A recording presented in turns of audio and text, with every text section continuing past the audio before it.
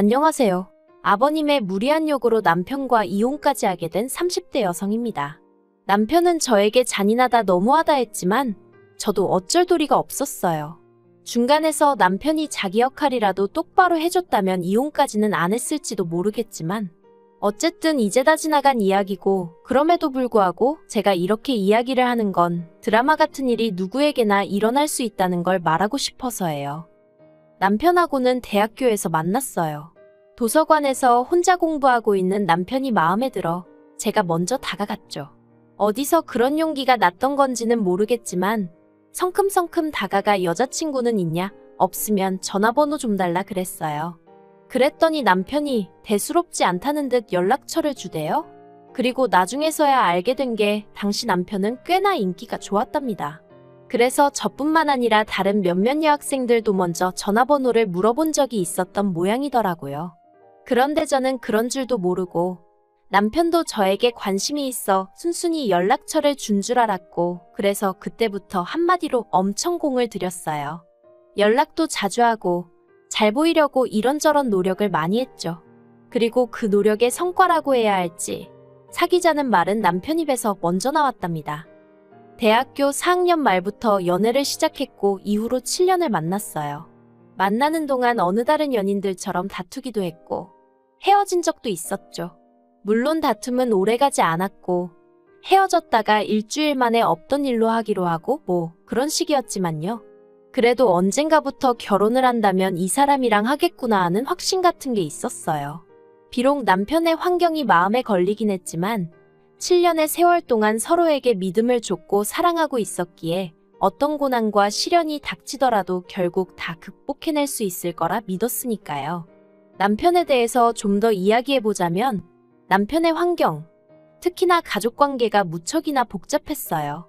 이제 이혼했으니 저와는 남남인 사이고, 그래서 제가 시시콜콜 이야기하는 게 옳은 일인 줄은 모르겠지만 어떻게 보면 남편과 제 갈등의 근원이기도 하니 조심스레 한번 이야기해보겠습니다. 일단 남편의 어머님께서 남편을 임신하셨을 당시 아버님이 바람을 피셨답니다. 그리고 아버님의 불륜상대도 임신을 했다대요. 그런데 아버님은 어머님과 남편이 아닌 상간녀와 그 사이에서 나올 자식을 택하셨고 그 길로 집을 나가셨답니다. 그리고 그 충격으로 어머님께선 남편을 낳고 얼마 지나지 않아 해선 안 되는 선택을 하셨는데, 그래도 다행이었다고 해야 할지 남편의 처지를 딱하게 여긴 이모님 부부께서 남편을 거둬주셨대요. 남편을 입양하여 호적에 올리고 이후로 부모의 역할을 자처하신 거죠. 그리고 남편이 말하길 자기를 정말 사랑으로 정성스레 키워주셨다대요. 하지만 저희 친정에서는 남편의 이런 상황을 듣고는 결혼 상대는 아닌 것 같다고 하셨습니다. 저희 부모님은 소위 게임분들이시라고 믿어 의심치 않았었는데 막상 이게 제 일이라서 그런지 두 분 다 예상치 못한 반응을 보이셨죠. 특히 친정어머니께선 세상에 널리고 널린 게 남잔데 왜 그렇게 복잡한 사람을 만나느냐며 헤어졌으면 좋겠다 하셨습니다. 친정아버지의 반응도 별반 다르지 않았어요. 가족관계도 복잡한 데다가 이모님네가 먹고 사는 것도 빠듯하다면 결국 그쪽도 사람이니 저희 남편에게 바라는 게 생길 거고, 그걸 하나둘 들어주다 보면 끝도 없어질 거라며 저더러 그런 걸 다 감당할 자신이 있냐 뭐 그런 식으로 말씀을 하셨거든요. 하지만 저는 그분들은 그럴 분들이 아니라며 저희 친정아버지의 반대를 반대했습니다. 친정어머니한테도 가족관계라는 건 남편이 선택한 것도 아니고 남편의 실수로 만들어진 것도 아닌데 그 책임을 왜 남편에게 묻냐, 불공평하다며 따졌죠. 정말 눈에 뭐가 씌어도 단단히 씌었던 건지 이 세상에 친정부모님만큼 나를 생각해주고 걱정해줄 사람은 없다는 걸 깜빡 잊었었던 모양이에요. 결혼할 때 이모님네한테 따로 받은 지원은 없어요. 남편이 말하길 이만큼 키워주신 것도 감사한데 차마 장가간다 한 푼만 도와달라 소리는 못하겠다 했거든요. 그리고 저는 그런 남편의 입장을 이해해주기로 했습니다. 솔직히 경제적인 부분은 제가 어느 정도는 메워줄 수 있는 능력이 있었으니까요. 참고로 저희 친정아버지는 직원 수 60여 명의 사업체를 운영하고 계셨고 그 회사는 제가 물려받기로 되어 있었어요. 아무튼 그렇게 신혼살림은 제가 원래 살고 있던 아파트에서 시작을 했고 이후로는 한동안 크게 특별할 것 없는 무난하지만 행복한 하루하루를 그려나갔습니다. 그런데 결혼한 지 1년 만에 남편이 회사를 관두면서 상황은 제가 예상치 못한 방향으로 흘러가기 시작했네요. 남편은 제약회사 영업사원이었는데 사실 대학교를 졸업하던 당시만 하더라도 남편의 목표는 이쪽이 아니었어요. 하지만 아무리 노력해도 나오지 않는 어학 성적 때문에 애시당초 지원할 수 있는 회사가 많이 없었죠. 그리고 그나마 지원한 몇 개 안 되는 회사에서도 긍정적인 연락은 오지 않았고요. 그래서 어쩔 수 없이 대학 졸업 2년 만에 지금의 제약회사에 들어갔던 건데 적성에 안 맞는다며 그때부터 힘들어했던 게 사실이에요. 그리고 그럴 때마다 저는 남편에게 지금도 늦지 않았으니 다른 분야에 도전해봐라, 뭔가 배워봐라, 나름대로 이런저런 조언을 건넸는데 남편은 제 말을 그다지 귀담아 듣는 것 같지는 않더라고요. 그래서 저도 자기 나름대로 생각이 있으니 저러겠지 했는데 결혼하고 정말 1년 만에 저랑 상의도 없이 하루아침에 회사를 박차고 나온 거였죠. 황당해서 앞으로 어쩔 생각이냐 물었습니다. 이직을 할 생각이면 이직할 곳을 알아놓고 관둬야지. 아무 계획도 없이 그렇게 내키는 대로 행동하면 어쩌냐고. 당신은 이제 총각이 아니고 나와 같이 이 가정을 꾸려나가야 하는 가장이라고 화도 냈네요. 하지만 남편은 묵묵부답. 그렇게 저희는 결혼하고 처음 크게 다투고 서로 실망하고 그때부터 한마디도 나누지 않았어요. 서로를 마치 투명인간처럼 대했다고 할까요? 처음엔 솔직히 너무 불편하고 그냥 져줄까 싶기도 했는데 아무리 따져봐도 남편이 경솔했단 생각밖에 들지 않아 도저히 져줄 수는 없겠더라고요. 그리고 결국 일주일째 되던 날인가 평소처럼 출근하던 저를 남편이 붙잡더니 잠깐 얘기 좀 하자대요. 그렇게 식탁에 마주 앉고 남편이 잠깐 저를 바라보더니 솔직히 말하겠답니다. 자긴 원래 성격이 내성적이기도 하고 그래서 영업일을 하는 동안 정말 죽을 맛이었대요. 사장님 딸로 일평생 살아온 저는 모를 거라면서 사람들한테 이리 치이고 저리 치이고 거절당하면서 얼마나 상처를 받았는지 모른다나요. 그러면서 저더러 왜 자기를 이해해주지 않냐고 서운하다 하는데 남편의 주눅든 모습을 보고 있으니 왠지 미안하기도 하고 그래서 남편에게 물었습니다. 난 단지 앞으로 당신이 뭘 할 건지 그 계획이 궁금한 것뿐이라고요. 그랬더니 남편이 그래서 말인데라며 말문을 열더니 혹시 장인어른 회사에서 내가 일할 수는 없을까 하고 묻는 거예요. 솔직히 정말 그 말만은 안 했으면 했습니다. 남편하고 한 회사를 다닌다는 거 그것도 제가 상사고 남편이 부하 직원으로 정말 내키지 않는 그림이었거든요. 물론 그렇다고 남편이 제 상사가 되는 것도 당연히 싫었고요. 우리가 아무리 부부라지만 각자의 영역이 필요하다 생각했기에 남편이 그간 힘들어하는 걸 알면서도 친정아버지 회사 이야기는 하지 않았던 건 다 그런 이유가 있어서였는데 답답하고 속상하고 마음이 복잡하대요.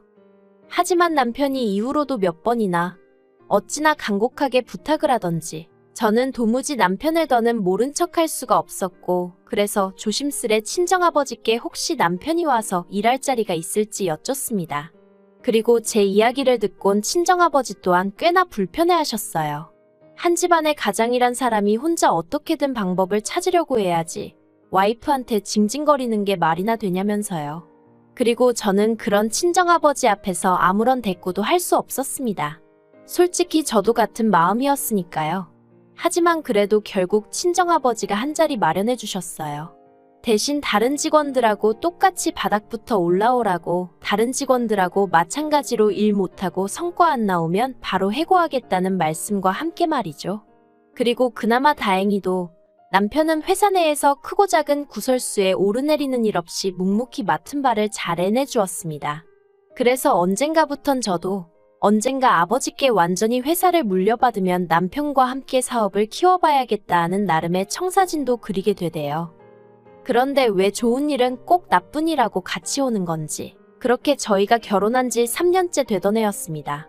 이모님 생신이었고 그래서 남편과 함께 이모님 댁을 찾았는데 이모님 표정이 왜인지 하루 종일 어둡기만 하더라고요. 그리고 그건 이모부님도 마찬가지셨습니다. 그래서 참다 못한 제가 저희한테 무슨 하실 말씀이라도 있으신 거냐 물었더니 한숨을 깊게 내뱉으시고는 남편의 아버님한테 연락이 왔답니다. 저는 처음에 제가 뭘 잘못 들은 줄 알았어요. 그래서 누구요? 하고 되물으니 맞게 들었다고 어머님과 남편을 버리고 상간녀와 그 자식을 따라 나가셨던 아버님한테 전화가 왔었다고요. 저도 저였지만 남편을 바라보니 얼굴이 허옇게 질려 있었습니다. 그리고 이후로는 솔직히 무슨 이야기가 오갔는지 기억도 잘 나지 않아요. 이모님하고 이모부님은 복잡한 표정을 하고 계셨고 남편 또한 그 속내를 읽기 어려운 얼굴을 하고 있었으니까요. 그리고 저는 그 세 사람에 비할 바는 아니었지만 그래도 역시나 놀랐던 게 사실입니다. 그래서 그냥 음식도 입으로 들어가는지 코로 들어가는지도 모르겠고 정말 정신이 하나도 없이 있다가 집에 왔어요. 그리고 며칠 뒤 남편이 아버님과 만나기로 했다며 나갔다 왔는데 이후로 정말 몇 날 며칠에 말 그대로 죽상을 하고 있더라고요. 그래서 보다 못한 제가 도대체 무슨 일이냐고 물었더니 그제서야 한다는 말이 아버님이 대장암이시래요. 그러면서 하나밖에 없는 아들 생각이 나서 찾아왔다며 지금부터라도 같이 살자 하시더랍니다. 어이가 없어서 어떻게 그러실 수가 있냐고 제가 화를 냈어요. 당신 태어날 때 옆에 계셔주시지도 않으셨다면서 이모님한테 양육비 한번 보내주신 적 없으시다면서 갑자기 이제 와서 왜 그러시는 거냐니까 상간녀하고는 진작에 이혼했고 상간녀와의 사이에서 낳은 애도 상간녀가 데려가 버려서 연락이 안 닿는다더랍니다. 그리고는 솔직히 그쪽에는 별로 정이 없었고 마음속으로는 늘 돌아가신 어머님과 저희 남편에 대한 미안함과 그리움 뿐이었다나요. 듣는 내내 어이가 없어서 남편한테 당신은 그 말을 믿는 거냐니까. 자기도 모르겠대요. 그리고 일단 당장은 편찮으시다 하니 뭐 하나 제대로 따지고 들 수도 없다면서? 그래서 제가 나는 화가 난다 했어요. 버릴 땐 언제고 이제 와서 아쉬우니 당신을 찾아오셨는가 본데 정말 이해가 안 된다 했죠. 그런데 그때 남편이 그래도 사람이 암이라는데 저더러 말 좀 조심하랍니다. 어이가 없더라고요. 이제껏 10년 넘는 세월을 남편 편에 서 있던 저인데 그런 제가 그 정도 말도 못하나 싶은 게 서운하기도 했고요. 그래서 알겠다고 당신 알아서 마음대로 하라고 했어요. 하지만 행여나 여기서 모시고 살 생각은 꿈도 꾸지 말라 했습니다. 당신한테는 어떨지 몰라도 나한테는 생판남이나 마찬가지인 만큼 가치는 못 산다 했죠. 그랬더니 남편이 알겠다면서 혼잣말인지 저들으라고 하는 소린지 병원비는 어떻게 해야 하지 않은데 진짜 우라가 치민다는 게 이런 건가 싶더라고요. 그런데 얼마 후 저는 더욱 황당한 소식을 접하게 되었습니다. 저희 회사에는 임직원들을 위한 대출 제도가 있어요. 회사 복지 차원에서 1억까지 저금리로 대출해주는데 보통 주택을 사거나 할 때 많이들 쓰더라고요. 물론 제가 그 대출을 쓸 일은 없었지만요. 그런데 하루는 화장실에 갔다가 여직원들끼리 이야기하는 소리를 듣게 되었는데 저희 부부 이야기가 나왔습니다. 저희 남편이 사내 대출 신청을 했던데 이상하지 않냐면서 장인하고 와이프가 운영하는 회사에서 사내 대출이라니 웃기네 어쩌네. 그래서 제가 문을 열고 나가 방금 한 이야기가 뭐냐고 물으니 여직원들이 잠시 당황한 듯 하다가 아무것도 모르셨냐 묻더니 구구절절 설명을 해주더라고요. 남편과 같이 퇴근을 했지만 집에 오는 내내 저는 한마디도 하지 않았습니다. 머릿속을 정리할 시간이 필요했거든요. 그리고 남편도 지가 구린 짓을 해서 그런가 제 눈치를 살살 보는 것 같았습니다만 제 알 바는 아니었죠. 아무튼 집에 도착하자마자 남편에게 대출 신청은 왜 했냐 물었습니다. 그러자 남편이 얼굴이 허옇게 질려서는 이내 난감한 표정을 짓고는 한다는 말이 그러면 뭐 죽어가는 아버지를 모른 채 하라는 거냐며 난데없이 저한테 화를 내는 거예요. 참나 황당해서 그럴 거면 당신 능력으로 도와드리라 했습니다. 왜 사람들 입방아에 오르내리게 사내 대출을 끌어다 쓸 생각을 하냐고 당신 와이프랑 장인어른 입장이란 건 생각도 안 하냐 했죠. 그랬더니 저더러 정말 못됐다면서 지금도 오로지 생각하는 건 자기 자신하고 장인어른뿐이고 남편이나 편찮으신 아버님은 안중에도 없다는데 아니 언제부터 자기가 아버님하고 그렇게 애틋한 사이였다고 저러나 싶은 게 황당해서 말이 안 나오더라니까요. 그런데 남편은 작정이라도 한 듯이 쉬지 않고 말을 이어갔습니다. 왜 이모님 이모부님한테는 부탁하지 않아도 척척 잘만 해드리면서 아버님한테는 그렇게 냉정하냐는 거예요. 저는 저 사람이 미쳤나 싶었어요. 이모님하고 이모부님이 자기를 얼마나 애써 키워주셨는지 자기가 나한테 얘기해놓고 아버님이 자기 버리고 갔단 얘기도 자기가 나한테 해놓고 이제 와서 왜 나한테 이모님네한테만 잘하냐고 따지는 게 말이 되나 싶어서요. 그래서 제가 남편더러 도대체 하고 싶은 말이 뭐냐니까 바라는 거 없답니다. 그냥 해달라는 1억만 좀 해줬으면 좋겠대요. 그걸로 치료받고 어디 방 한 칸이라도 마련해서 사시게 해드리고 싶답니다. 그러면서 그 돈을 저한테 해달라는데 제가 너무너무 속 터져서 당신 정말 제정신이냐니까. 그래도 자기한텐 하나뿐인 아버지인데 모른 척은 못하겠답니다. 마음 같아선 모시고 오고 싶지만 그건 제가 죽었다 깨어나도 안 된다 하니 어쩌겠냐면서 저더러 저도 좀 양보를 하고 남의 입장도 생각 좀 해버릇하라나요. 저는 도무지 끓어오르는 화를 주체할 수가 없었고 그래서 남편더러 아버님인지 나인지 둘 중 한 사람만 선택하라 했어요. 그랬더니 남편이 갑자기 그건 또 무슨 소리냐면서 짜증을 내길래 나는 도저히 당신이 이해가 안 된다 했죠. 그리고 말이 나왔으니 말이지만 솔직히 처자식 버리고 도망갔던 사람이 내 아버님이라는 것도 너무 싫다 어디 가서 말도 못하겠다 했어요. 그나마 연락이 닿지 않는다니까 모른 채 살았다니까 남편은 그런 아버지 밑에서 자라지 않았으니 다행이다 싶어 계속 연애했고 결혼까지 한 거지. 만약에 그런 아버님 밑에서 줄곧 자란 사람이었다면 연애는 몰라도 결혼은 절대 하지 않았을 테니까요. 아무튼 남편은 둘 중 한 사람만 택하라는 제 말에 끝까지 제대로 된 답을 내놓지 못했고 그래서 저는 결국 남편과 이혼을 결심했습니다. 남편더러 효심이 끌어올라 주체가 안 되는 모양인데 그럼 어쩌겠냐고 아버님한테 가서 살아야 하지 않겠냐 했죠. 그리고는 빠른 시일 내에 정리할 거 정리해서 내 집에서 나가달라 했습니다. 회사도 당장 내일부턴 출근하지 말라고 했죠. 그리고 남편은 남편대로 그렇게 일순간에 마음 정리하고 돌아선 저에게 놀라기도 했고 자기 말로는 너무 무섭더라나요. 그래서 저희는 순식간에 이혼 서류에 도장 찍고 그렇게 남남이 되었어요. 10년 세월이 무색하리만큼 정말 모든 게 빠르게 진행되었죠. 이모님과 이모부님은 무척이나 안타까워하시며 어떻게든 제 마음을 돌리려고 애를 쓰셨지만 보시다시피 잘 안 됐어요. 남편이 더 이상 이모님 내외의 말을 귀담아 듣지 않고 오로지 아버님 한 분만 바라봤으니까요.